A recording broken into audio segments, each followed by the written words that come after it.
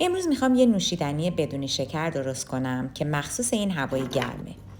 هر میوه‌ای رو که تو یخچال دارید خورد کنید و با هم مخلوط کنید. آب پرتقال تازه رو هم بهش اضافه کنید. همراه با خاکشیر خیس کرده که خاکشیر ضد التهابه و برای سلامت پوست خیلی عالیه. بعد در ظرف رو ببندید و توی یخچال بذارید که مزه میوه ها به خورد هم بره. بعد چند ساعت با یخ سرو کنید که خیلی عالی و خوشمزه است.